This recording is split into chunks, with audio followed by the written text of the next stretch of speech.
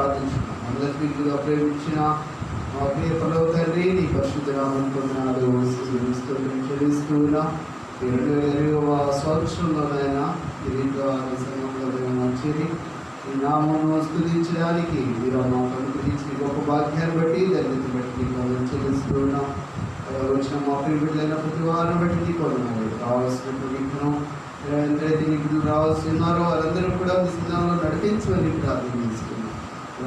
ఎంతమంది బిడ్డలు అయితే ఈ లైవ్ ప్రోగ్రాం ద్వారా ఎంతమంది వీక్షిస్తూ ఉన్నారో వారందరూ కూడా మీరు దర్శించండి. ఆ బిడ్డల యొక్క అవసరాలు అక్కర్లు మీరు తీర్చండి ప్రార్థన చేస్తున్నాం. ప్రోగ్రాంలో మీ నామమును స్తుతిస్తూ అయ్యా నీ మాటలు ఆలకిస్తూ ఉండగా వారి జీవితాల్లో నీ గొప్ప కార్యమే జరిగించమని దీన్ని మహిమ పొందుకోండి. యేసుక్రీస్తు ప్రార్థిస్తున్నాము.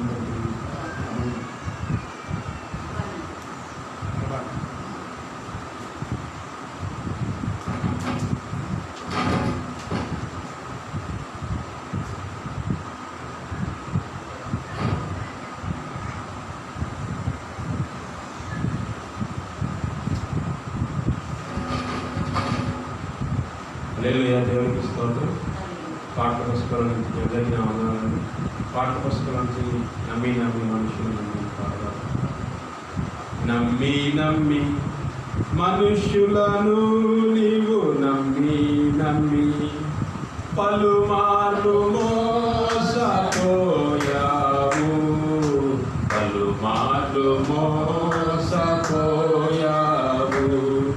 ఇలా ఎంతకాలము నీవు సాగిపోదు ఇలా ఎంతకాలము నీవు సాగిపోదు రాజులను నమ్మి బహుమతిని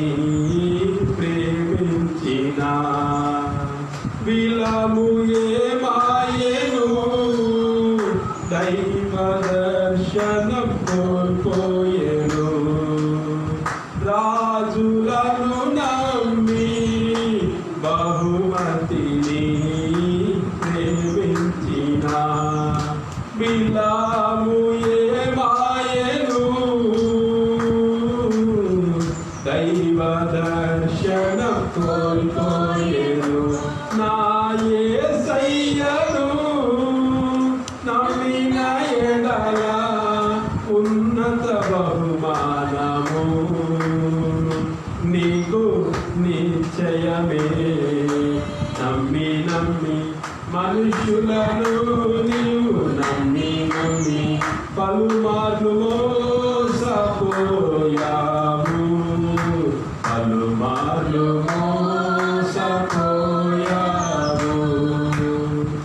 ఐశ్వర్యము నమ్మి వెండి బంగారము ఆశించిన ఆగాను ఏమాయెను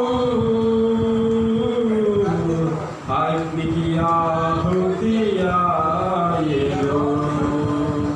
ఐశ్వర్యము నమ్మి వెండి బంగారము ఆశించిన ఆగాను ఏమాయెను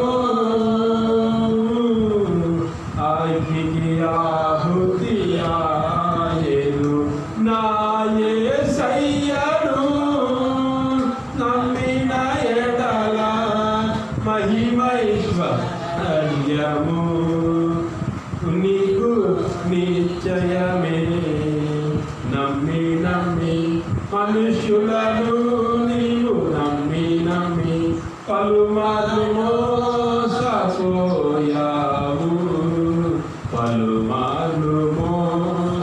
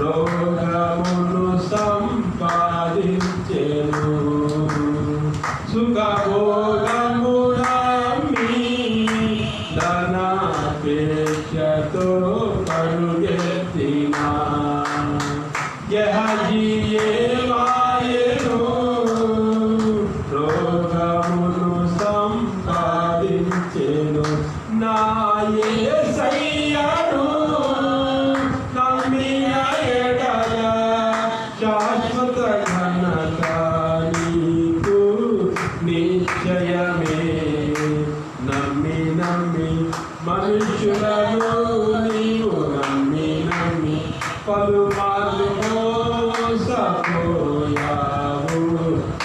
పలుమార్లు మోసపోయావు, ఇలా ఎంతకాలము నీవు సాగిపోదు.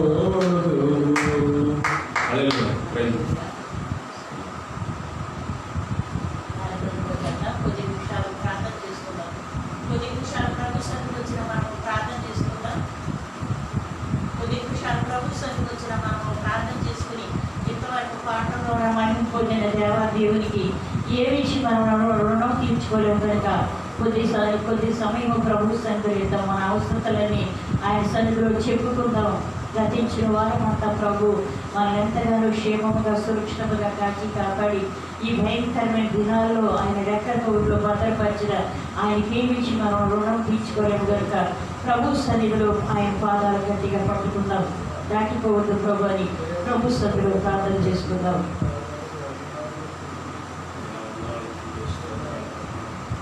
ఆకాశం మేఘాలుగా త్వరగా వచ్చింది ప్రభు నాయన, ఈ సమయం వరకు కూడా నీ దైవం నెక్కులు చాటుగా గురించి కాపాడి భద్రపరిచింది. నేను ఆత్మీయ తండ్రి కుమారుడిని మీరు క్షేమంగా వచ్చి మీ సన్నిధిలో నిలబెట్టినందుకు బాగున్నారు తండ్రి. నాయన మీ దాసుని విడిచిపెట్టినటువంటి మీ దాసుడు మహిమ కొరగా జరిగించినటువంటి ప్రత్యేకపడి వందనాలు ప్రభు. మీ దాసుని మీరు కాపాడారు, కనికరించారు, మీ సన్నిధిలో మీరు ఇచ్చారు ప్రభు. ఆయన జీవితకాలంలో ఎంతో శ్రేష్టమైన వర్తమానాలు, ఎంతో శక్తివంతమైన ఎంతో శుద్ధి ఆరాధనలు, ఎంతో విలువగలటువంటి మాటలను, ఎంతో విలువగలటువంటి సన్నిధిని మాకు అందించారు ప్రభు. ఆయన మార్గాల్లో వెళ్ళడానికి, ఆయన త్రోవలో వెళ్ళడానికి సహాయం చేయండి. మీ దాసుడు పడినటువంటి కష్టాన్ని జ్ఞాపకం చేశారు ప్రభావం. మీ వందనాలు. మీ దాసుడు అనే టయానికి ప్రభావ సరైన సమయానికి పాటించి ఆయన ఎంతో ఉద్యోగంగా ఎంతో ఆరాధన నడిపించే వరకు వందనాలు వందనాలు. ఆరాధనలో పాల్పొందలేనట్టు రెండుకి వారసులు ఉన్నాడు కనుక ఆయన యొక్క సన్నిధి, ఆయన యొక్క సావాసం రేట్లు ఉన్నది కనుక మేమందరం ఆయన బట్టి విశ్వసించడానికి, ఆయన బట్టి మీ సన్నిధిలో మీరు కీర్తించడానికి సహాయం చేయండి. మీ వందనాలు విశ్వసిస్తారు. ఈ సమయంలో మీరు ఆయన అభ్యర్థుల ఎందుకో స్థిరమంది మీరు దిగి వచ్చినట్లుగా మా మధ్యలోకి దిగి వచ్చి మీరు రండి ప్రభు. ఎన్ని ఏర్పాటు చేసుకున్నా మీరు లేకపోతే అర్థమవుతుంది కనుక, ఎన్ని ఉన్నా ప్రభు మీరు లేకపోతే నేను సమస్తం నాయన అది పరిపూర్ణం కాదు కనుక నువ్వు చేసినటువంటి ఉపకారాలని, నువ్వు చేసినటువంటి మేలను తలంచుకొని మీ సన్నిధిలో ప్రార్థించుకుంటూ చెల్లించడానికి సహాయం చేయండి. ఇంకా రావాల్సిన మీ పెట్టిన వారిని మీ చిత్తమైతే నడిపించండి, మీ సన్నిధిని తీసుకెళ్ళండి ప్రభు. ఇదిగో ఆయన మీకు వందనాలు. తీసుకొచ్చిన దాసుని బట్టి మీకు వందనాలు. దాసుని ఆత్మతో నింపి శక్తివంతమైనటువంటి మీ సందేశాన్ని మాకు అనుగ్రహించి మీ జీవన చేపట్టడానికి సహాయం చేయండి. మీ దాసుని బలపరచండి, అలాగే శక్తివంతులుగా చేసి మీ పాడుగా మీ సమభాగమైన మీ వాక్యాన్ని అందించి కృపాను గ్రహించండి కాబట్టి మా వాక్యం ఉండగా కూడా సహాయం చేయండి. వాక్యం చిత్రకరణ చదువుతున్నా కూడా సుమూర్తం మీరు తోడుగా ఉండి, నోటికి నోరు తోడుగా ఉండి నేను ఆయన నుంచి మంచి శక్తివంతమైనటువంటి నేను నడిపింపు మీరు దయచేయండి ప్రభా. మీకు వందనాలు చూపిస్తున్నారు. మీ మాటలను మోసుకొని పోయేటువంటి అయినా పర్యారాక ఉత్తమమైన దాన్ని ఎంచుకొని మీ పాదాల దగ్గర కూర్చోడానికి సహాయం చేయండి. మీ వద్దకు వచ్చిన వారికి అయినా ప్రతిఫలం దొరుకుతుంది కనుక మీ సన్నిధిని ఆశ్రయించడానికి సహాయం చేయండి ప్రభా. నీకు వందనాలు చూపిస్తున్నారు. ఆరాధనలో కూడా మీరు తోడుగా ఉండండి. ఇది మనుషుల వల్ల కలిగే కార్యం కాదు కనుక మనుషుల యొక్క మహిమ, మనుషుల యొక్క జ్ఞానం అంతకన్నా కూడా నీ యొక్క జ్ఞానం, నీ తెలివితేటలు, నీ యొక్క నడిపింపు శ్రేష్టమైనది ప్రభావ. నీవు ప్రత్యక్షపరచబడాలి తండ్రి. ఈ సమయం నుండి మీరు కనపరచబడాలి ప్రభావ. మీకు వందనాలు. అందుకని ఈ ఏర్పాట్లన్నింటినీ కూడా మీరు దీవించాలి తండ్రి. సొలొమోను గారు నాయన నీ యొక్క మందిరాన్ని కట్టి నీవు నివసించాలని అడిగాడు ప్రభావ. పైన తండ్రి నా యొక్క ఏర్పాట్లన్నింటిలో నీవు తోడుగా ఉండండి, సహాయం చేయండి. నీకు వందనాలు. మహాపరిషుడు అభయం కలిగిన తండ్రి, ఎంతవరకు ఆయన ఇప్పుడు ప్రార్థించడానికి గెలిచిన కృపను బట్టి, దయ బట్టి నీకు వందనాలు, స్తోత్ర. ఏమి రుణం తీర్చుకోలేము నా తండ్రి. ఆరాధనలో కొడుతుండగా మమ్మల్ని సంధించండి. నీ బలమైన ఆత్మ మా మీద కుమ్మరించండి. మేము శక్తి చేత, బలము చేత కాదు కానీ నీ ఆత్మ చేత మమ్మల్ని నడిపించుకొని నీ బలమైన పాత్రలో మమ్మల్ని వాడుకొని నీ నామానికి మహిమ తెచ్చుకోమని అయా నజరేయుడైన యేసు నామములో అడిగి వేడుకుంటున్నాను తండ్రి. ఆమె మనమందరం లేచి ఆరాధన పాట పాడుకుందాం. ఆరాధన పాట పాడుకుందాం. అత్యున్నత సింహాసనముపై ఆసీనుడవైన దేవా, అత్యంత ప్రేమ స్వరూపివి నీవే, ఆరాధింతును నిన్నే. అత్యున్నత సింహాసనముపై ఆసీనుడవైన దేవా, అత్యంత ప్రేమ స్వరూపివి నీవే, ఆరాధింతును నిన్నే.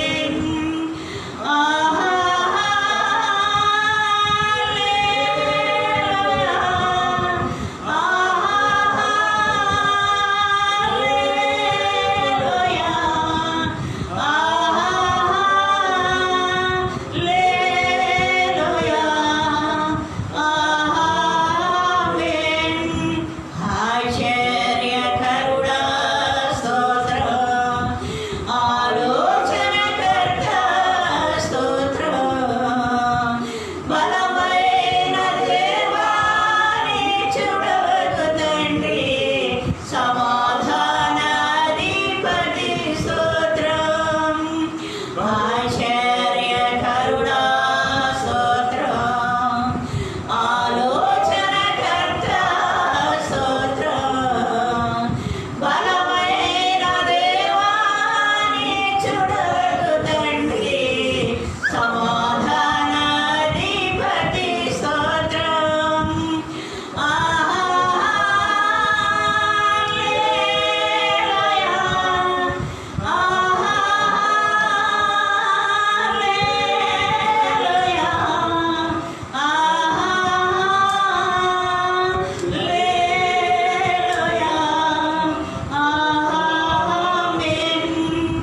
అత్యున్నత సింహాసనముపై ఆసీనుడవైన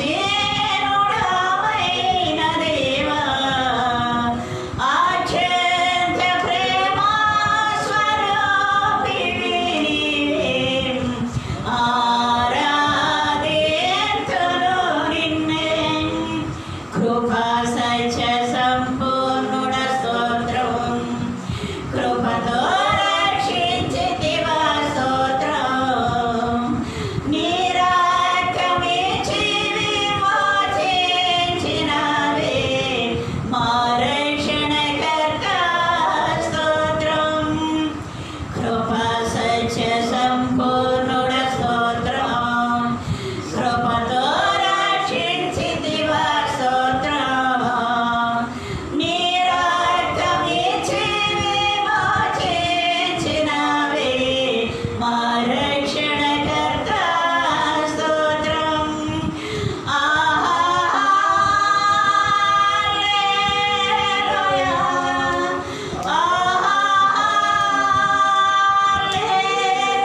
హల్లెలూయా,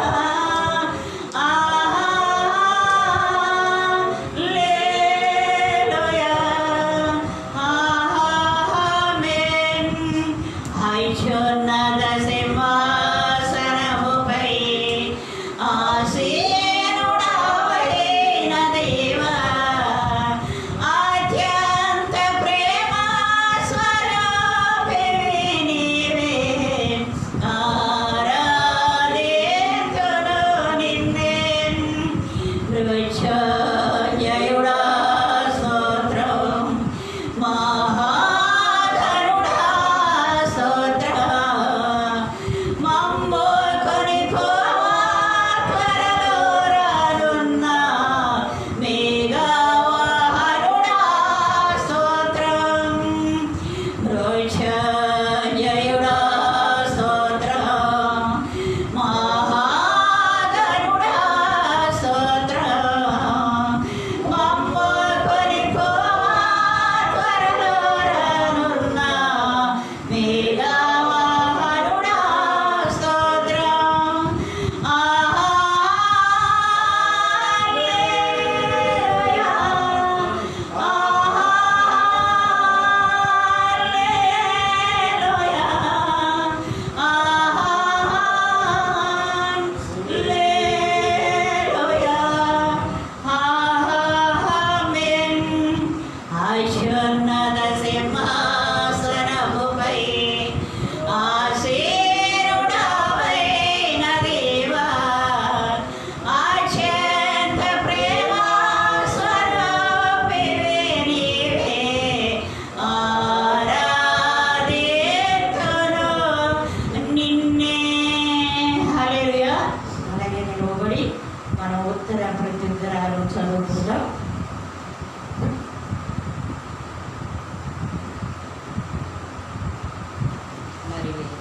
దావీదు గారు రాసిన కీర్తన గ్రంథము 29వ అధ్యాయము.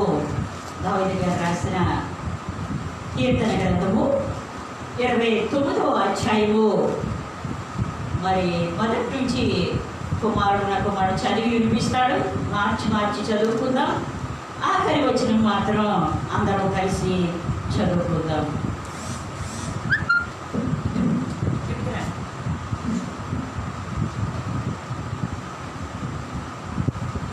దావీదు రాసిన కీర్తనలు 29వ కీర్తన మొదటి నుండి 10 వరకు మనం చదువు 11 అందరం వేసుకుంటాం.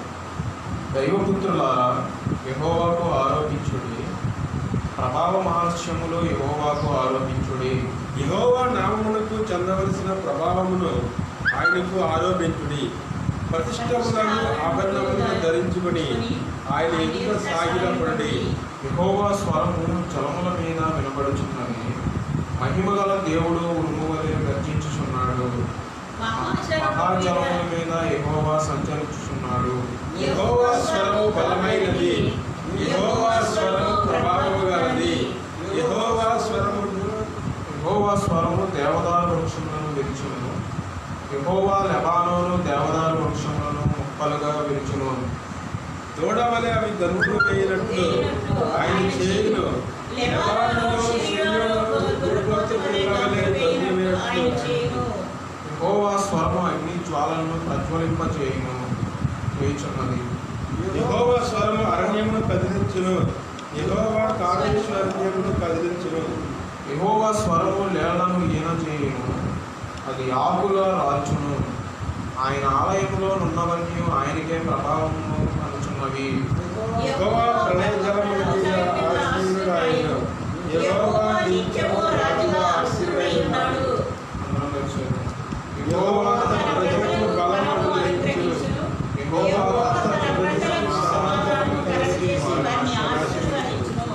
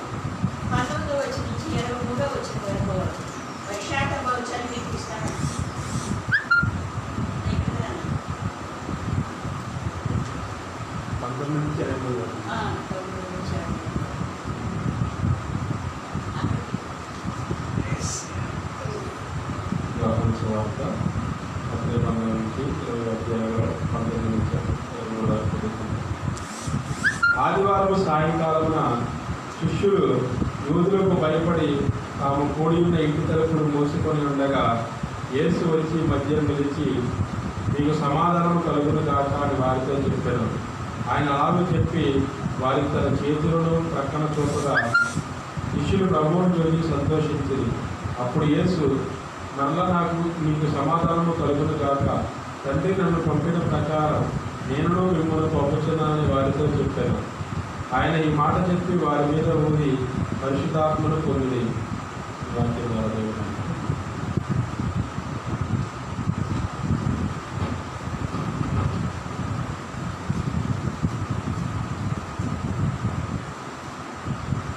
అపోస్తలుడైన పౌలు రోమీయులకు రాసిన పత్రిక 8వ అధ్యాయము 18వ వచనం నుంచి 25వ వచనం వరకు నేను చదివి వినిపిస్తా.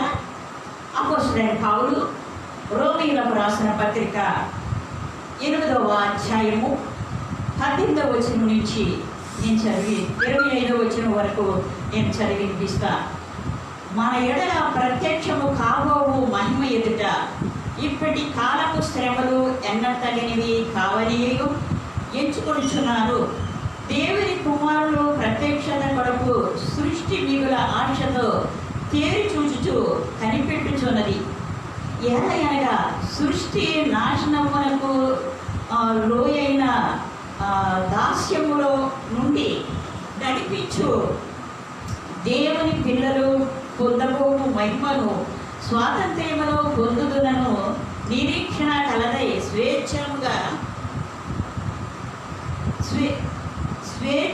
స్వేచ్ఛగా కాక దానిని లోపరిచిన వారిని మూలముగా వ్యర్థపరచబడిను.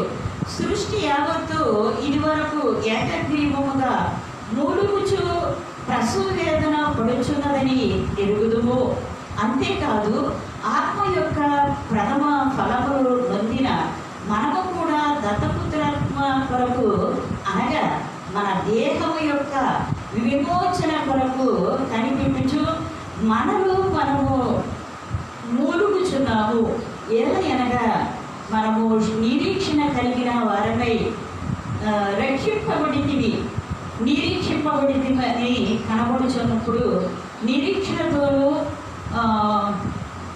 పని ఉండదు. తాను చూచుచున్న దాని కొరకు ఎప్పుడునో నిరీక్షించును.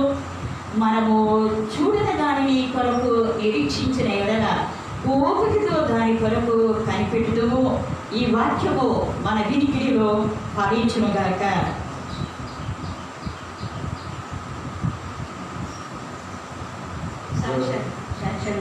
చెప్పండి.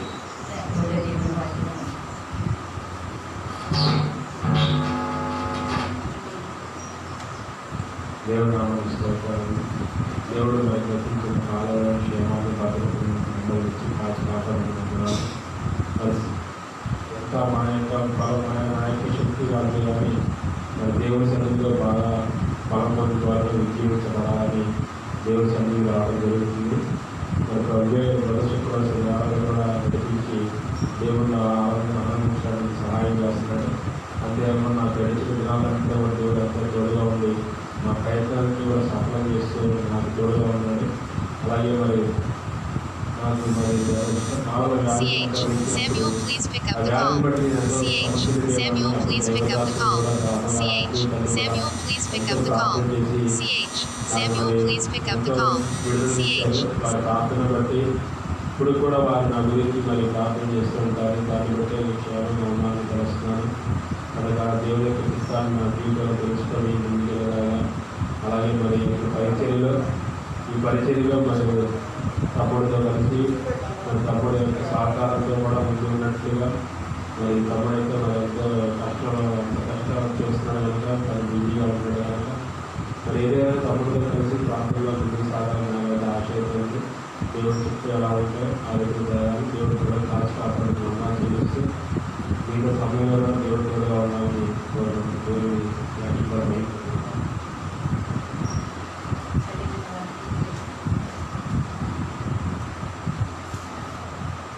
ఇప్పుడు వాటి ద్వారా మనం దర్శనం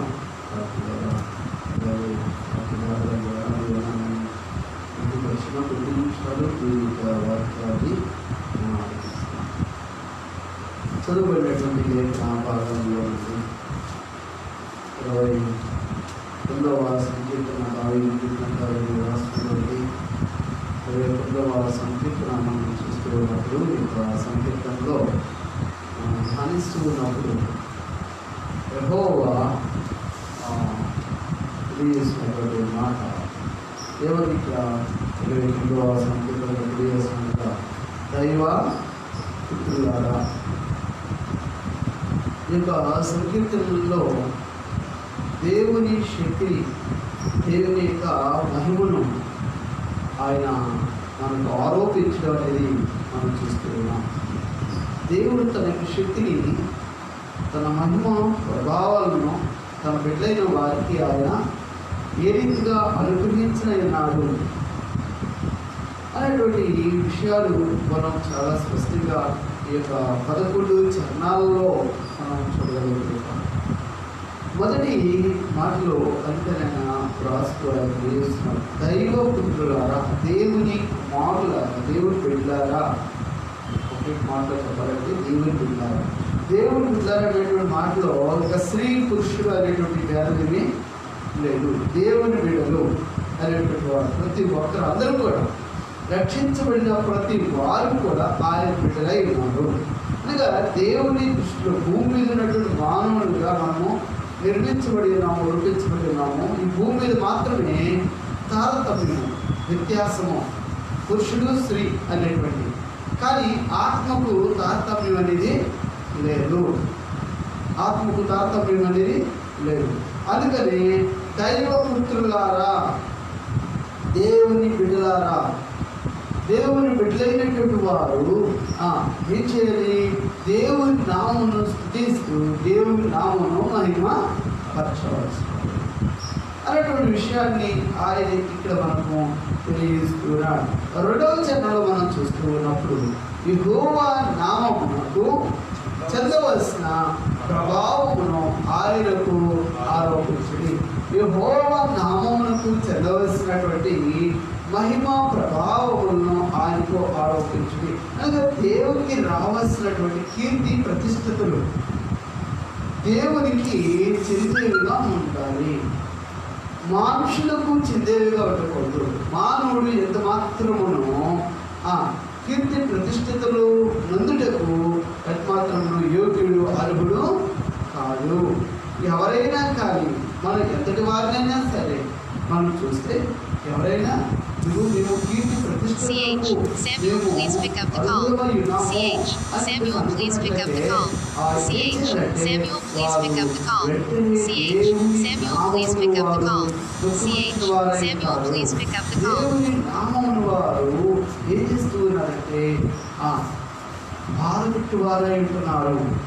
ప్రియ దేవుని యొక్క బిడ్డ, నేను మనము ఆయన నామమును నాకు చదవలసినటువంటి మహిమ, ఆయన నామమునకు రావాల్సినటువంటి ఘనత, ఆయన నామమునకు రావాల్సినటువంటి ఆ మహిమ, ఆ కీర్తి, ఆ ప్రతిష్టతలు నిన్ను పొందుకొనగా మనం ఏదైనా ఏ కార్యమైన మన ద్వారా దేవుడు జరిగించిన అద్భుత కార్యమా, ఆశ్చర్యమైనటువంటి కార్యాల, స్వస్థ కార్యాల, మహాత్మైనటువంటి కార్యాల, ఏమైనా సరే నీవు లోకంలో అసాధ్యమైనది ఒకవేళ దేవుడు మనకి ఇచ్చినటువంటి తలంతును బట్టి ఏదైనా కార్యం జరిగింది అంటే ఆ జరిగినటువంటి కార్యాన్ని బట్టి దేవుని నామముని మనం మహిమపరచాలి, దేవుని నామముని కనపరచాలి. అంతేకాని మనము మన పేరు మన ప్రతిష్ఠితం మనం ఎవరి ద్వారా కూడా కొనియాడబడటానికి, ఎవరి ద్వారా మనం వెప్పని పొందుకోవడానికి మనం ఎంత మాత్రం కూడా అర్హులము కాదు. ఏంటి ఏ కాదు, మనము అర్హులము కాదు, మనం అర్హులము కాదు. ఎవరు అర్హులు అంటే దేవుడు మాత్రమే అర్హుడై ఉన్నాడు, ఆయనే అర్హుడు. మనం అర్హులము కాదు. దేవుని కలేఖనము తెలియజేసుకున్నది. అందుకని ఆయన అంటున్నాడు, ఈ 29వ సంకీర్తనలో 2వ చరణంలో ఆయన అంటున్నాడు, యెహోవా నామమునకు చెందవలసిన ప్రభావమును ఆయనకు ఆరోపించుడి. ప్రతిష్ఠితములకు ఆవరణములను ధరించుకుని ఆయన ఈత సాగిలా. ప్రతిష్ఠితములకు ఆభరణములు ఏమిటండి? ప్రతిష్ఠితమైనటువంటి ఆభరణములు అంటే వెండి బంగారములు, వెలగలిగినటువంటి రాళ్లతో ఉన్నటువంటి వైడూర్యములు, ఈ లోక సమానమైనటువంటి వాటిని ధరించుకొని నీవు దేవుని సన్నిధానంలో కనబడాలన్నది కాదు దాని యొక్క భావము. అవి ధరించుకుంటావా ధరించుకోకుండా ఉంటావా అన్నది నీ మనస్సాక్షికి అది అప్పగించబడి ఉంది. కానీ ఇక్కడ రాయబడినటువంటి మాట మనం చూస్తున్నప్పుడు ప్రతిష్ఠితములకు ఆభరణములు అనగా ఆధ్యాత్మికమైనటువంటి అలంకరణ మనము కలిగినటువంటి వారమై, ఆధ్యాత్మికమైనటువంటి ఆ యొక్క ఔన్నత్యమును కలిగినటువంటి వారమై దేవుని సన్నిధానంలో మనము ఆయన నామమును స్తుతించడానికి, ఆయన నామమును కనపరచడానికి మనం ఆయన సన్నిధానంలో ఉండవలసిన వారమైనాము. ప్రతిష్ఠిత ఆభరణములు, ప్రత్యేకించబడినటువంటి ఆభరణములు ఇవి, ప్రత్యేకించబడినవి. ఇవి లోకంలో ఉన్నవి, అవి సహజంగా అందరూ కూడా ధరిస్తూనే ఉంటారు. చిన్నపిల్లలు మొదలుకొని వృద్ధాప్యం ఉన్నటువంటి ప్రతి వారు కూడా ధరిస్తూనే ఉంటారు. ఇవి కనబడేవి, ప్రజలకు కనబడేవి. మరి ప్రతిష్ఠితమైనటువంటి ఆభరణములు ఇవి కనిపించినటువంటి ఆభరణములు, నడుమునకు దట్టి ఏమిటి కదా. ఈ యొక్క లేఖన భాగంలో ఎఫెసీయులకు రాసినటువంటి పత్రికలో మనం చదివినట్లయితే ఈ యొక్క కీర్తన భాగం కాబట్టి నేను చాలా క్లుప్తంగా ముగించాలని నేను త్వరగా ముందుకు వెళ్తూ ఉన్నాను. మీరు ఎఫెసీయులకు రాసిన పత్రికలు చదవండి. 6వ అధ్యాయంలో చదివినట్లయితే ఈ విషయాలు ఆభరణములు, ఏ ఆభరణములు మన పాదాలకి మనము వేసుకున్నటువంటి చెప్పులు. చాలామంది అంటూ ఉంటారు, ఈ చెప్పులు అంటే చెప్పులు వేసుకున్నారంటే ఏంటి వాళ్ళు ఏంటంటే స్టేజ్ ఎక్కారు చెప్పులు వేసుకొని మోషే గారిని చెప్పులు ఇప్పి అనుమానంటే దేవుడు, ఇవన్నీ కూడా మాట్లాడుతుంటారు. అయితే అది మానవ సహజంగా మనకు కనబడుతున్నటువంటిది కాదంటం లేదు. అవి ఎంత ప్రాముఖ్యత మనం వాటికి ఇస్తూ ఉంటామో, అవి అపరిశుద్ధమైన ప్రతి స్థలంలో మనము సమాజంలో నడుస్తూ ఉన్నాము కనుక అవి పరిశుద్ధమైనటువంటి స్థలంలో మనం వాటిని ధరించుకొని ఉండకూడదు అని ఎలాగ మనం తెలియజేస్తామో, అలాగే ఎఫెసీయులకు రాసిన పత్రికలో కూడా ఆత్మ సంబంధమైనటువంటి జోడుని మీరు తొడుగుకొనుడి అని చెప్పేసి బైబిల్ గ్రంథం తెలియజేస్తుంది. ఇవి ఆభరణాలు, ప్రతిష్ఠితమైనటువంటి ఆ యొక్క అలంకరణ అనేది మనం కలిగిన వారమై దేవుని బిడ్డలమైనటువంటి మనము, దేవుని సన్నిధానంలో కొనసాగేటువంటి మనము, అనగా దేవుని యొక్క శక్తిని, దేవుని ప్రభావం మనము కలిగిన వారమై ఉండాలని లేఖనం తెలియజేస్తూ ఉన్నది. ఈ కీర్తనకారుడు గారు మనం తెలియజేస్తూ ఉన్నాడు. అయితే ఆయన ప్రభావము, ఆయన శక్తి ఎంత ఉన్నతమైనదో అన్న విషయాన్ని ఇక్కడ ఆయన తెలియజేస్తున్నాడు. 3వ వచనం మనం చదువుతున్నప్పుడు యెహోవా స్వరము జలముల మీద వినబడుచున్నది, మహిమగల దేవుడు ఉరుము వలె గర్జించినాడు. యెహోవా స్వరము ఇక్కడ జలముల మీద వినబడుచున్నది. దేవుని యొక్క స్వరము ఏం చేస్తుంది అనగా జలముల మీద వినబడుచున్నది అనగా ఆ జలముల మీద వినబడుచున్నది మహిమ గల దేవుడు ఉరుము వలె గర్జిస్తున్నాడు. కాబట్టి మోషే దేవుడితో మాట్లాడినప్పుడు సముద్రమును శాసించగా సముద్రము జలములు ఏం చేయబడివి? ఎర్ర సముద్రము 2 పాయలు. దేవుని యెహోవా స్వరము విన్నది, యెహోవా స్వరం ప్రకారంగా అది ఏం చేయబడింది? అది పాయలుగా చేయబడింది, అది నిలిచిపోయింది. అలాగే అంటే జలముల మీద దేవుని స్వరము ఏం చేస్తుంది? దేవుడు శాసించినప్పుడు అలలు అనేవి ఉప్పొంగుతూ ఉంటున్నవి, సముద్రము ఉప్పొంగుతూ ఉన్నది, సముద్రము ప్రవహిస్తుంది, పొంగుతూ ఉన్నది జలములు. అలాగే నదులు ప్రవహిస్తూ ఉంటున్నవి. దేవుని యొక్క స్వరము ఏం చేస్తుందంటే ఉరుము అనేది అలాగే గంభీరమైనటువంటి మనవలే దేవుని యొక్క స్వరం అనేది వెలువడినప్పుడు ఏం చేయబడుతుందనగా అది కదులుచున్నది. దేవుడు ఏదైతే శాసిస్తూ ఉన్నాడో ఆ శాసించిన దాని ప్రకారంగా అది ఏం చేస్తుందంటే కొనసాగుతుంది, దాని పని అది జరిగిస్తుంది. మరి నేటి మనుషులు మనము దేవుని బిడ్డలమని చెప్పొచ్చున్నాను. మనము దేవుని యొక్క స్వరమును విని ఉన్నామా?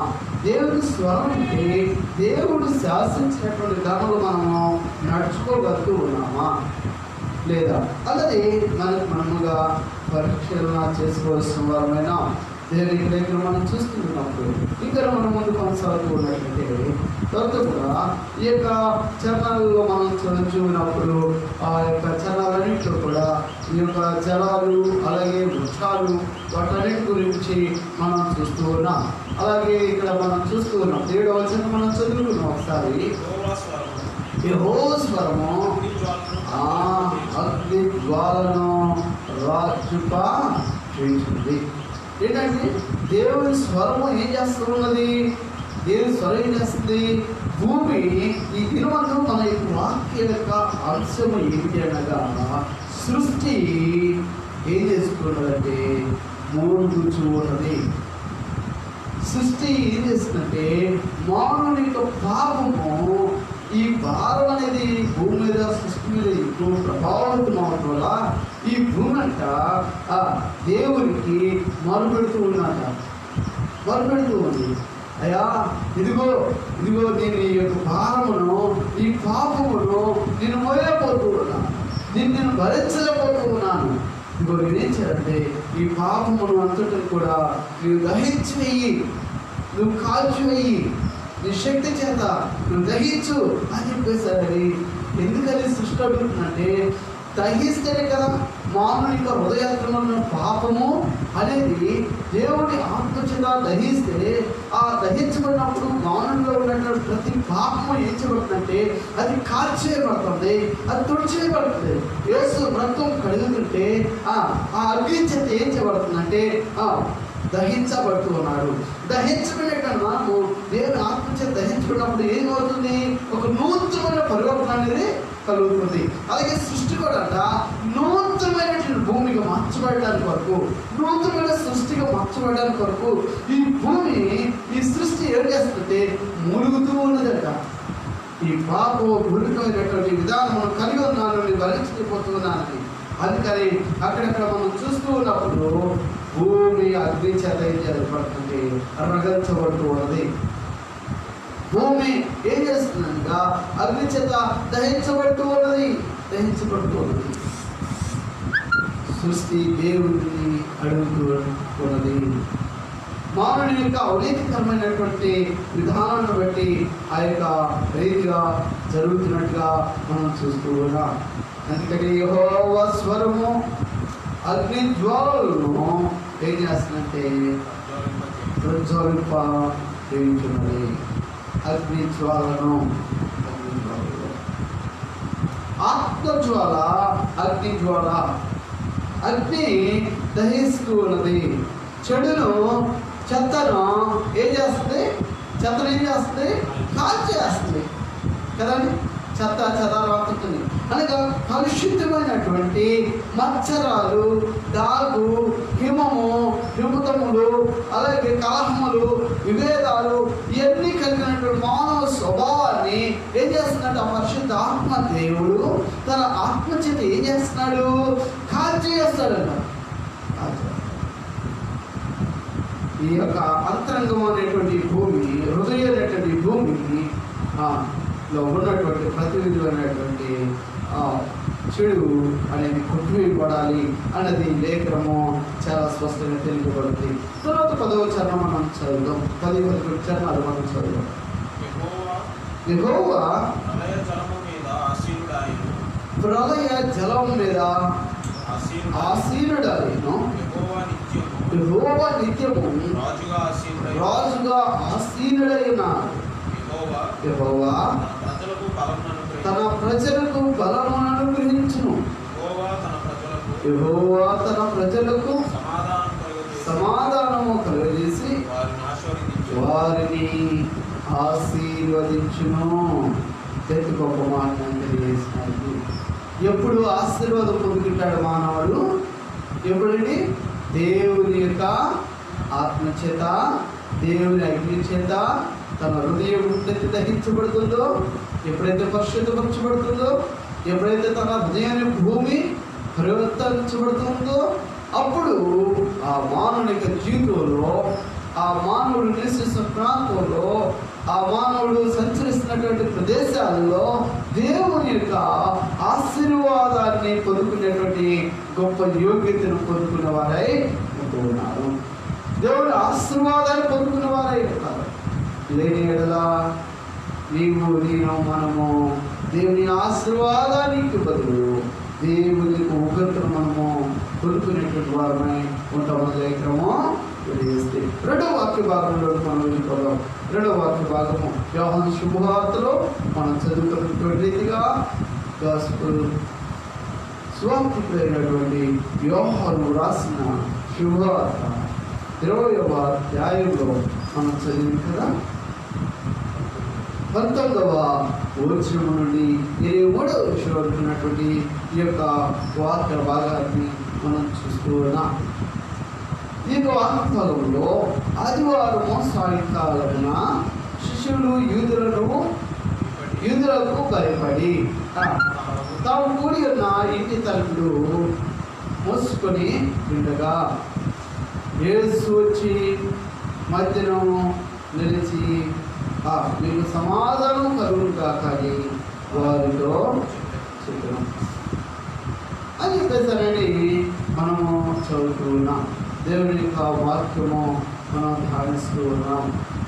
ఇక్కడ యేసు యొక్క శిష్యులైనటువంటి వారు దేవుని వెంబడించినటువంటి వారు తన యొక్క సామ్రాజ్యమైనటువంటి యూదా సామ్రాజ్యంలో నుండి ఆ యొక్క యూదా గోత్రంలో నుండి యేసు పుట్టి ఉన్నాడే, కానీ యూదులు ఆయనకు వ్యతిరేకులైనటువంటి బట్టి ఆయన వెంబడించిన శిష్యులు ఆయనకు భయపడి యూదుల్లో నుండి యూదా గోత్రపు వాడిగా పుట్టాడే, కానీ యూదులు యేసును తిరస్కరించినారు కనుక యేసును వెంబడించిన వారిని యూదులు ఏం చేస్తున్నారంటే భయపెడుతూ ఉన్నారు, బాధపెడుతూ ఉన్నారు.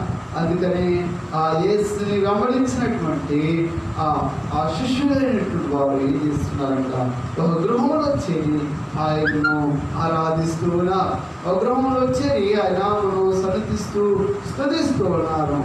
అయితే వారు దేవుణ్ణి స్తుతిస్తూ దేవునామం సమర్పిస్తుండగా యేసు వారి ఎదుట ప్రత్యక్షమయ్యి వారితో ఆయన తెలియజేసిన మాట, మీకు సమాధానము కలుగును.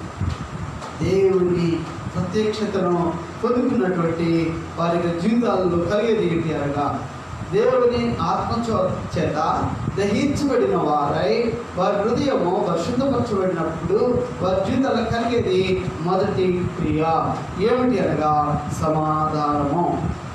ఏం కలుగుతుందండి? సమాధానం అనేది లేదు అని అంటే వారి జీవితాల్లో అసమాధానం ఉన్నట్టే. సమాధానం లేకపోతే ఒక వ్యక్తిలో తన కుటుంబంలో సమాధానం లేదు అంటే ఏమండి, తన సమాజంలో సమాధానం కలిగి లేరు అంటే వారు అసమాధానం కలిగి ఉన్నారండి. అయితే అసమాధానంను తొలగించి మనకు సమాధానం అనుగ్రహించడానికి వరకు ఆయన లోకానికి వచ్చి ఉన్నాడు అన్న సత్యాన్ని మనము ఇక్కడ గ్రహించవచ్చు. వాళ్ళైనా తర్వాత మనము చదువుతూ ఉన్నప్పుడు 21వ వచనంలో మనం చదువుతాము, అప్పుడు యేసు మరలా మీకు సమాధానం కలుగును గాక, తండ్రి నన్ను పంపిన ప్రకారము నేను మిమ్మల్ని పంపుతున్నానని వారితో చెప్తును. ఏంటంటే యేసు సమాధానము కోల్పోయి ఉన్నాము అనుకున్నటువంటి వారి మధ్యకు వచ్చాడు.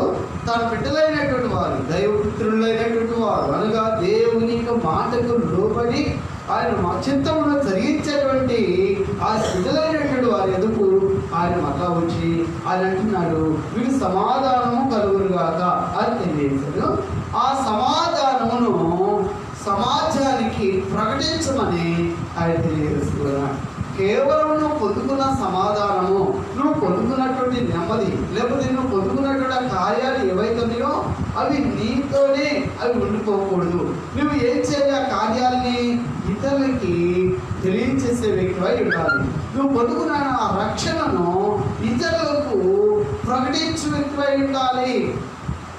నువ్వు రక్షించబడి ఉన్నటువంటి నీ పాపములు నీ అతిక్రమములు పరిహరించబడి ఉన్నాయని, నీవు పరిశుద్ధుల యొక్క సమాజంలో పరిశుద్ధుల లెక్కలో నీవు వ్రాయబడి ఉన్నావని నువ్వు గుర్తించినటువంటి నీవు ఏం చేయాలనగా, ఎందరైతే దేవుని యొక్క వాక్యమును సత్యమును అంగీకరించిన వారై ఉన్నారో, అసత్యములో ఉన్నారో, చీకటిలో ఉన్నారో అట్టి వారికి నీ ద్వారా నీవు పొందుకున్న వెలుగు, నువ్వు పొందుకున్న మార్గమును ఇతరులకి కనపరచవలసిన వ్యక్తులమై ఉన్నాము అని కానీ ఇక్కడ తెలియజేస్తున్నాను.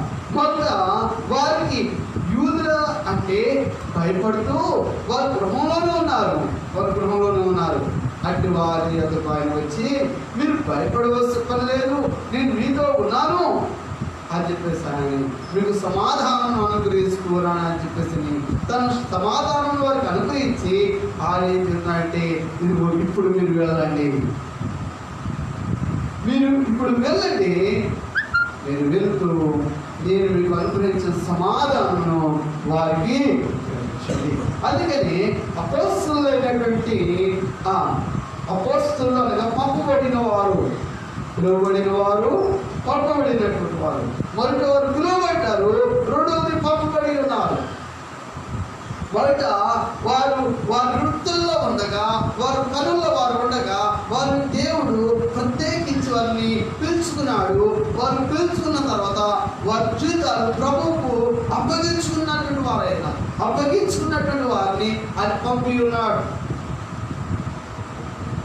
అప్పగించుకున్నటువంటి వారినైనా ఎవరైతే ఆయన వెంబడించాలని ఆశ కలిగి ఉంటారో వారిని ఆయన సమాజంలోనికి ఆయన పంపవాడై ఉన్నాడు.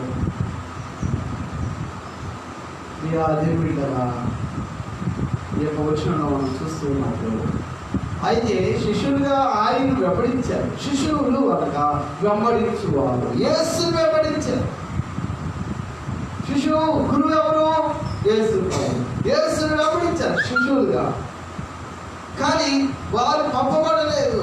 పంపబడింది ఎప్పుడు? ఆయన ప్రత్యక్షమయ్యి తను కనపరుచుకొని వారికి తన ఆత్మను అనుగ్రహించి వారిని ఏం చేస్తారంటే, ఇదిగో మీరు సమాధానం కలిగి మీరు సమాధానాన్ని ఇచ్చారు. అందుకనే శిష్యులైనటువంటి వారిని అనేక మంది నిందించారు, అనేక మంది దూషించారు, అనేక మంది గాయపరిచారు, అనేక రీతిలో వారిని చెడ్డమాటలు పలికారు, అనేక మార్లు శిక్షించారు. అయినా కానీ వారు ఎప్పుడు కూడా తిరుగుబాటు చేసిన వారు కాదు. తిరుగుబాటు చేసిన వారు కాదు. వారు ఎప్పుడు కూడా దూషించిన వారు కాదు. ఎప్పుడు గేలి చేసిన వారు కాదు. ఎవరా ఏంటి మా స్వార్థం మేము చేసుకుంటున్నాము, మీకేంటి అని మీరు మనం పట్టుకోవాల్సిన పనేంటి అని చెప్పేసి ఎంత మాత్రం కూడా వెనుతిరిగి మాట్లాడిన వారు కాదు. వారు కొన్ని తన్నులు తిన్నారు, వారు గాయపరచబడ్డారు, వారు జైల్లో పెట్టబడ్డారు, వారు ఉమ్ము వేయబడ్డారు, వారు వేడిపోబడ్డారు, వారు వస్త్రములు చుట్టువేయబడినవి. అయినా కానీ వారు దేవుని సమాధానం ఆయన చెప్పేది ఉంటే మీరు సమాధానం మీరు ప్రకటన చేయాలి. మీ ద్వారా అసమాధానం అనేది ఏం చేయబడంటే వ్యక్తపరచబడకూడదు. దేవుని బిడ్డలైనటువంటి వారి ద్వారా సమాజానికి, లోకమునకు మనం తెలియచేయవలసింది ఏమిటి అనగా మనం కనపరచవలసింది సమాధానకరమైన శుభ సందేశం మాత్రమే. సమాధానకరమైన వర్తమానమే మనం తెలియచేయవలసిన వాళ్ళైనా. అందుకనే ఆయన ఇక్కడ అంటూ ఉన్నాడు, 21వ వచనంలో అంటున్నాడు, అప్పుడు యేసు మరలా మీకు సమాధానం కలుగును కాక. అందరి గల కారణం ఏంటి అనగా ముందుగా 19వ వచనంలో ఆయన చెప్పి ఉన్నాడు కనుక, అందుకని 2వ మారు పలుకుతూ ఉన్నాడు కనుక మరలా అని రాస్తూ ఉన్నాడు.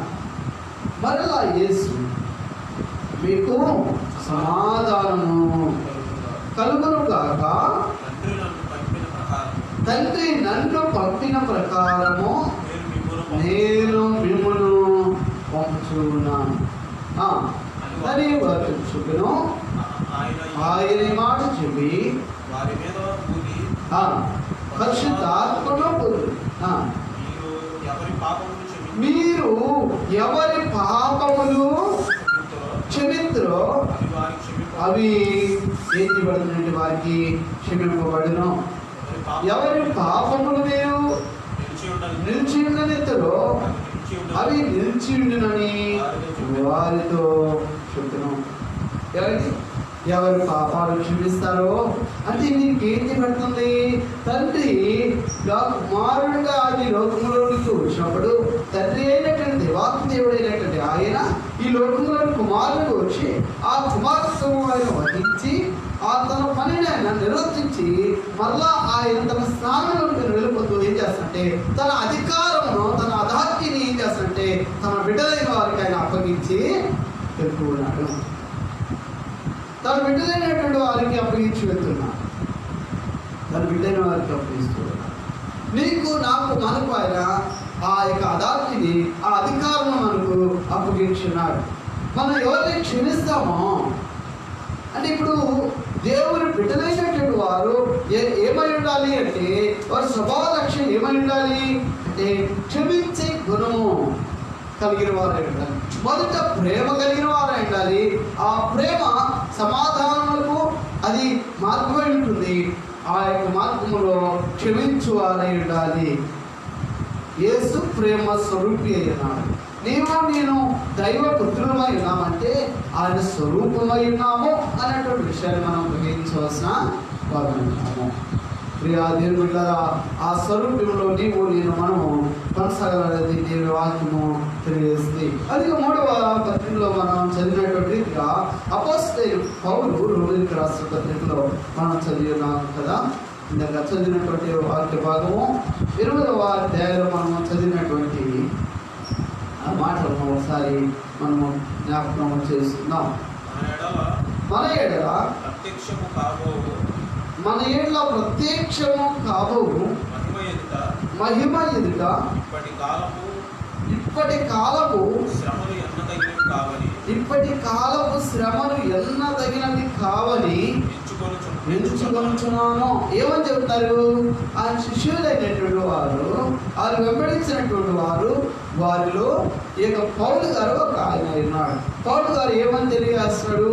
అయ్యా, ఇదిగో నేను పడుచున్నటువంటి ప్రయాసము, ఈ పడుచున్నటువంటి యొక్క నిందలు, ఈ అనుభవిస్తున్నటువంటి యొక్క ప్రతిదీ కూడా ఇది ఎన్న తగినవి కాదు. యేసు క్రీస్తు పొందిన వాటితో పోల్చుకుంటే ఇవి ఎంత మాత్రం కూడా ఇవి గొప్పవేమీ కాదు. గొప్పవండి. యేసు క్రీస్తు కన్నా ఎక్కువ శ్రమలు పడ్డాడా పౌలు గారు? ఎక్కువ గాయపరచబడ్డాడా? దెబ్బలైతే తిన్నాడా ఒకవేళ, కానీ యేసు క్రీస్తు త్యాగము దేని యొక్క వాక్యం అదిగానే అంటారు. ఏమని తెలియజేస్తుంటే ఇప్పటి కాలపు శ్రమలు అవి ఎన్నదగినవి కాదు. ఎందుకని ఇవి ఎన్నదగినవి కాదంటే ఈ శ్రమలు, ఈ కష్టాలు, ఈ శోధనలు, ఈ సమస్యలు వీటన్నిటి నేను అనుభవిస్తూ ఉన్నప్పటికీ ఇదిగో వీటన్నిటిని అనుభవించడం ద్వారా నాకు గొప్ప బహుమానం అనేది ఉంచబడింది. ఆ తండ్రి ఒక గొప్ప కిరీటం అనేది నాకు అనుగ్రహించబడుతుంది. అందుకని నేను ఏం చూడటం లేదంటే ఈలో ఇదిగో నా ముందు ఉన్నటువంటి ఆ కిరీటాన్ని నేను పొందుకోవడానికి కొరకు ఏం చేస్తానంటే ముందున్న వాటి కొరకే, దాని కొరకే నేను పరిగెడుతూ ఉన్నాను. దాని వైపు నేను చూస్తున్నాను. దాని వైపు నా గురి, నా లక్ష్యము, నా ధ్యేయము అదే ఉన్నది. కానీ ఇదిగో ఈ లోకంలో నాకు ఎదురయ్యే ఏది కూడా నేను అనుభవించేది ఏది కూడా అది ఎన్నది ఆనిచ్చే బహుమానులు ఏంట ఇవి ఎంత మాత్రం కూడా యోగ్యమైనవి కాదు, అర్హమైనవి కాదు. అన్నిచ్చేటువంటి బహుమానము ఎంతో యోగ్యమైనది, అది అర్హమైనది. ఆ యోగ్యమైన అర్హత కలిగినటువంటి దాన్ని నేను పొందుకోవాలంటే, నేను అర్హుడిగా ఉండాలంటే నేను అనుభవించాలి భూమి మీద. ఒక టెస్ట్ అనేది ఉంటుంది. ఒక గురువు అనేటువంటి ఆయన ఉంటాడు. ఆ గురువు అనేటువంటి ఆయన తన జీవితంలో ఆయనకు కూడా ఎన్నో తనకంటే ఒక గురువు. అలాగా ఒక గురువు నుండి నేర్చుకునే అతను గురువు అయిన తర్వాత అతను కూడా ఏం చేస్తాడంటే అనేకులను తయారు చేసుకుంటారు. వారు ఏం పొందుకోవాలని? బహుమానం పొందుకోవాలని కదా. అలాగే ఈ లోకరీతిగా ఎలాగూ ఈ యొక్క ప్రయత్నాల్లో మనం బహుమానం పొందుకోవాలని ఎలా ప్రయాసపడుతూ ఎలా పరిగెడుతుంటామో అలాగే తండ్రి వెంట వాడబారని బహుమానము దేవుడిచ్చేది. దేవుని స్తోత్రం కలుగును గాక. హల్లెలూయా. ప్రియా దేవుని బిడ్డలారా, భూమి మీద నిన్ను పొందుకునేది ఇక్కడే వదిలేస్తాం. ఎన్ని అవార్డులు మనం పొందుకున్నా, ఎన్ని గోల్డ్ మెడల్ మనం సంపాదించినా అవన్నీ కూడా ఈ ప్రాణం పోయిందంటే ఏ గోల్డ్ మెడల్ కూడా మన దగ్గర ఎవరు కదా అంటే తెగేస్తారా? ఒట్టు మీద కొంచెం ఏదైనా బంగారు చైన్ ఉన్నా కానీ ఏం చేస్తారంటే తీసేసుకుంటారు కదా. ఉన్నస్తారా? నగలు సమస్తాన్ని కూడా ఏం చేస్తారంటే తీసేస్తారు. తీసివేసి ఏం చేస్తారు? పెట్లో పెట్టేస్తారు. అనగా ఏం తెలియజేస్తున్నది అంటే నీవంటూ ఈ లోకంలోనికి ఏది తీసుకుని రాలేదు. నువ్వంటూ ఏది కూడా తీసుకురావడానికి అర్హుడేమో కాదు. కానీ నువ్వు తీసుకుని వెళ్ళేది ఒకటి ఉన్నది. నువ్వు తండ్రి ఏంట నువ్వు పొందుకునేది ఒకటి ఉన్నది. ప్రతిష్ఠితమైన ఆభరణను కలిగి ఉండి ఆ ప్రతిష్ఠితమైనటువంటి ఆభరణను ధరించుకొని నువ్వు జీవించినప్పుడు, దేవుడు గురించిన సమాధానం కలిగి జీవించినప్పుడు ఉన్నప్పుడు, దేవుడు అనుగ్రహించిన రక్షణ కలిగి ఉన్నప్పుడు, అది ఆ రాజ్యంలో అది వాడ బాలని మహిమ కిరీటం అనేది ఆ తండ్రి మనం పొందుకున్న వారమై పెట్టాం. దాన్ని ఏ దొంగ అపహరించలేడు, ఏ హంతకుడు మన ఎదురు నుండి అపహరించలేడు. అక్కడ దొంగలు ఉండరు, హంతకులు ఉండరు, ఎవరు కూడా ఉండరు. దేవుని కుమారులు మాత్రముడు రాజ్యమైనది. దేవుని కుమారులు దేవుడు అనుగ్రహించిన బహుమానంగా స్వాస్థ్యం పొందుకొని ఆయన యందు ఆనందించే గొప్ప యోగ్యతను, గొప్ప అర్హతను దేవుడు మనకు అనుగ్రహించారు. అందుకని మనం ఏం చేయాలంటే ఈ లోకంలో ఉన్నటువంటి దీని కొరకు ప్రయాసపడుతూ ఆ పరలోక సంబంధమైన ఆ నిత్యమైనటువంటి ఆ యొక్క దానిని, ఆ స్వాస్థ్యాన్ని, ఆ బహుమానం, ఆ కిరీటమును మనం కోల్పోకుండా ఉండాలి అన్నది దీని వాక్యం మనకు తెలియజేసిన భావమైనది. ప్రియా దేవుని బిడ్డలారా, ఈ యొక్క ఉదయకాల సమయంలో మనము ప్రతి ఒక్కరికి కూడా ఏం చేస్తున్నాం? దేవుని నామమును మనం స్తుతిస్తున్నామని చెప్పుచున్న మనము దేని కొరకు మనం ప్రయాసపడుతూ ఉన్నాము, దేని కొరకు మనము పరుగులెడుతూ ఉన్నాము. ఏమి పొందుకోవాలని మన ఆశ, ఏమి పొందుకోవాలని మన తపన, మన కొరకు ఏమై ఉంది?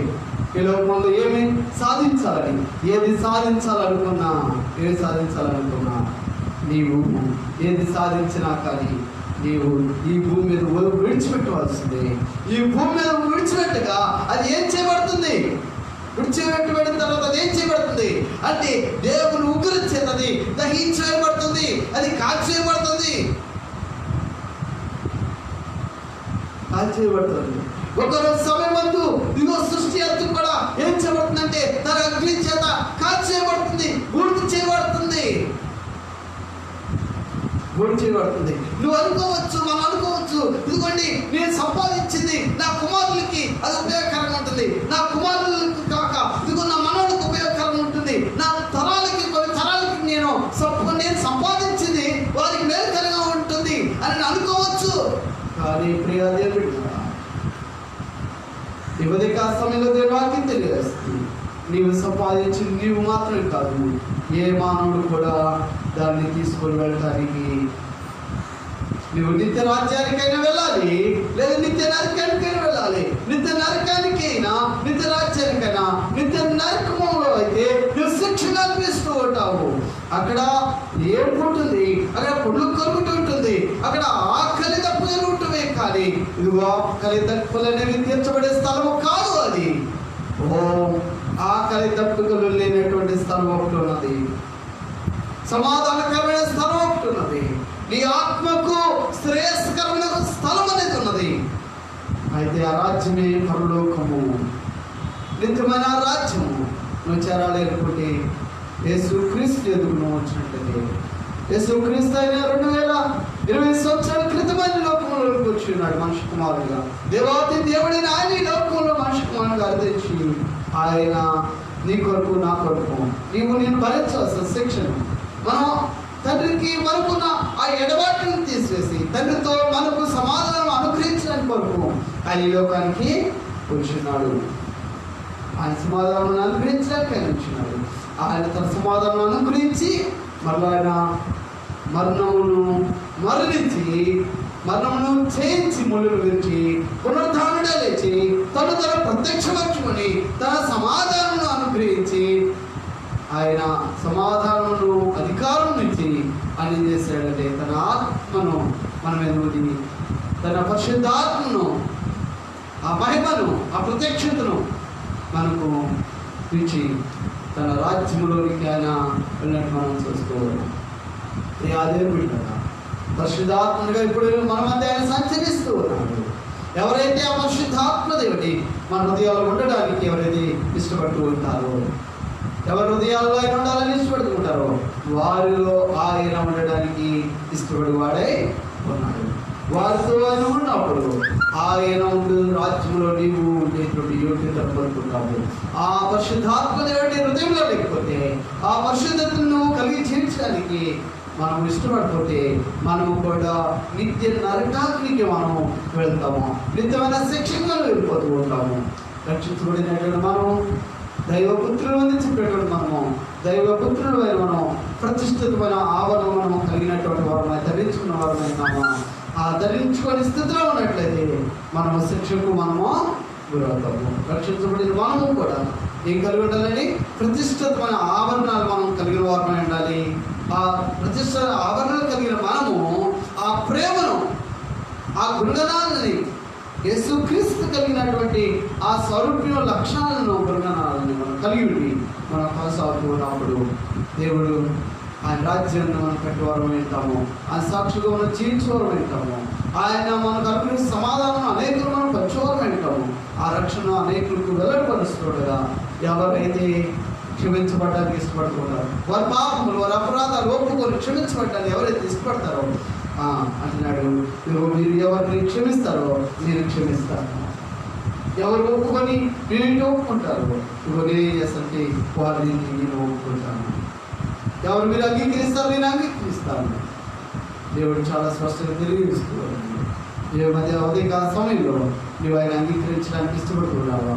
దేవుడు వాక్యం తెలియజేస్తుంది. పదాలని ఆయన ప్రేమకుమారుడైన యేసుక్రీస్తు సమయము ఇదే రక్షణ. దేవుడు లోకం ఎంతో ప్రేమించి, దేవుడు ఏం చేశాడంటే ఎంతో ప్రేమించి, ఆయన మనం ప్రేమించి ఆయన మనం రక్షించడానికి, ఆయన బిడ్డలుగా స్వాస్థ్యములో ఆయన యొక్క రాజ్యంలో మనం ఉండాలని ఆయన నిశ్చిత కలిగిన వాడై ఆయన ఎదురు చూసుకోవడాడు. ఇంకా నీవు నేను మనము మన యొక్క జీవితాలను ఆయన సమర్పించుకోవాల్సి వారైనట్లయితే మనం కేవలం ఈ లోకంలో శ్రమల వైపు చూస్తూ, ఈ లోకంలో కష్టాల వైపు చూస్తూ, ఈ లోకంలో బాధల వైపు చూస్తూ మనము వెనుజారిపోయే వారికి ఉన్నట్లయితే దేవుని యొక్క రాజ్యాన్ని మనం పొందుకోలేము. కానీ ఇదిగో ఈ లోక శ్రమల వైపు కాక, ఈ లోక కష్టాల వైపు, ఈ లోకమైన ఇబ్బందుల వైపు కాక, ఈ లోక పరిస్థితుల వైపు కాక నీవు నేను మనము ఆ యొక్క ఆయన అనుగ్రహించే బహుమానం వైపు గురి ఆయన మీద మనం పెట్టుకున్నటువంటి వారిని, ఆ రాజ్యం వైపు మనం గురి కలిగి, అది ఇచ్చేట బహుమానము, ఆ స్వాస్థ్యం మీద మనం గురి కలిగి, నమ్మకం కలిగి, విశ్వాసం కలిగి, అది పొందుకోవాలని ఆశ కలిగి మనం ఆయన కొనసాగాలని దేవుడి వాక్యం మనకు తెలియజేసిన సత్యమైనది. దేవుడి మాటలు మన ఇంట్లో పలుకుని కాక చిన్న ప్రార్థన చేసుకున్న తర్వాత మిగతా కార్యక్రమాన్ని మనకు వాక్యం కొంచెం ప్రార్థన. మా పరిశుభ్రంగా కూడా నేను ఉదయకాల సమయంలో దినమందు ఈ సంఘాలలో మేము చేరి ఈ నామను స్థిరించాలి. మాకు గొప్ప చెల్లిస్తూ ఎక్కడైతే ముగ్గురు నా నామను చేరిటారో వారి మధ్య నేను ఉంటానని తెలియజేస్తాను. అదే విధానంలో మీరు మాకు ఉన్నందుకని కొంచెం చెల్లిస్తాం, మాతో ఉన్నందుకని కొంచెం చెల్లిస్తాం. ఇచ్చిన భాగంలోనూ సువార్తల ద్వారాను, భక్తుల ద్వారాను మీరు మాతో మాట్లాడేందుకని కొంచెం చెల్లిస్తాం. ఎంతబడైన మాటలు మీరు కట్టండి, ఫలించండి. రక్షణ లేని వారికి రక్షణను మీరు అనుగ్రహించండి. అయా సమాధానం లేని వారికి అయా సమాధానంలో శాంతి నెమ్మదిని మీరు దయచేయమని ప్రార్థన చేసుకున్నాం. బలహీనమైన వారిని బలపరచండి, రోగులను స్వస్థపరచండి. అయా ఎవరైతే ఆయన చీకటి దురాత్మ చేత పీడించబడుతున్నారో అయా అటు వారికి గొప్ప విడుదల మీరు అనుగ్రహించండి. అయా మీ ఆత్మ చేత మీరు దాటుకుని ప్రార్థన చేస్తాం, మీ ఆత్మగ్ని చేత మీరు దహించండి ప్రార్థన చేస్తాం. అయా నా యొక్క ఉదయకాల సమయంలో ఇదివరకు ఆయన మీరు మాతో ఉన్నదికై కొంచెం మీరు మమ్మల్ని సజీవులుగా వచ్చి ఇదివరకునైనా మీరు కృప చూపించి మీరు కాపాడడానికై మా ప్రతి అవసరతలు, మా ప్రతి అక్కలు మీరు తీర్చినానికై నేను చెల్లిస్తున్నాం. భయంకరమని కరోనా విపత్తు సమయాల్లో ఈ దినాల్లో మీరు మమ్మల్ని నాయన సజీవులుగా ఉంచి ఆరోగ్యవంతులుగా ఉంచి నైనా ఈ దినమందు స్తుతించే భాగ్యము, ఈ మాటలు ధ్యానించేటువంటి యోగ్యతను ఆరాధన మీరు మాకు అనుగ్రహించినందుకే నీకు చెల్లిస్తూ రాబోయే దినాలలో మరి అనేకమైన మీరు అక్కడ వచ్చి పర్యంతం ఈ రీతిగా మీ నామం స్తుతిస్తూ నీ నామం కనపరుస్తూ అనేకులను మీ రక్షణ మార్గంలో నడిపించేటువంటి ఈ సాధనలుగా నీ పాత్రలో మీరు మమ్మల్ని వాడుకోమని మీరు మహిమ గంత ప్రభావం మా నాథుడు రక్షకుడైన యేసుక్రీస్తు ప్రార్థించుకుంటున్నాం తండ్రి. ఆమేన్.